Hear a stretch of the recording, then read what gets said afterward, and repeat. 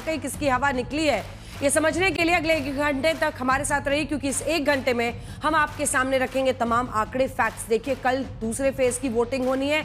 50% जो सीटें थी उनकी तो वोटिंग हो गई 121 सीटों की पहले फेज में। अब दूसरे फेज की वोटिंग 122 सीटों पर शुरू हो रही है। और इसमें भी सबसे बड़ी बात यह है कि सीमांचल की 24 सीटें हैं, जिसमें ज्यादातर सीटें मुस्लिम बहुल सीटें हैं। लेकिन इससे पहले पूरी पॉलिटिक्स किस बात के इर्द गिर्द घूम रही है? एक बार फिर वही वोट मैनिपुलेशन, ऑब्जर्वर कौन से राज्य से आए, पुलिस कहां से आके तैनाती की गई है, ये सारे आरोप प्रत्यारोप बिछाए जा रहे हैं दूसरे फेज की वोटिंग के पहले। इसीलिए हम पूछ रहे हैं कि बेचैनी आखिर क्यों है? जब बिहार की फाइनल वोटिंग का काउंटडाउन शुरू है, तब आज राज्य की सियासत में आरोपों का नया तूफान आया। महागठबंधन के सीएम चेहरे तेजस्वी यादव ने वोट चोरी के आरोपों की झड़ी लगा दी है।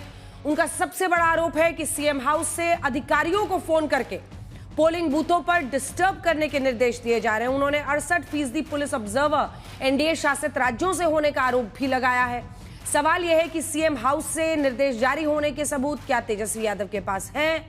अगर नहीं है तो वो सामने आकर इस तरह की बातें कर रहे हैं, तो क्या ये सिर्फ सुनी सुनाई बातें हैं? और अगर प्रमाण है तो उनको सामने रखना चाहिए। इस बीच बीजेपी ने पलटवार करते हुए कहा है कि महागठबंधन हार की स्क्रिप्ट तैयार कर रहा है। सवाल यह है कि अपनी अपनी जीत के दावों के बावजूद किस पाले में बेचैनी है? क्या तेजस्वी यादव के आरोप गंभीर हैं या ये सियासी रणनीति का हिस्सा है ताकि वोट चोरी के मुद्दे को जिंदा रखा जा सके? सवाल यह भी है कि दूसरे चरण की 122 सीटें, जिनमें मुस्लिम बहुल सीमांचल की 24 सीटें शामिल है, वहां की वोटिंग से पहले चुनाव फंसा हुआ है या माहौल एक तरफा है?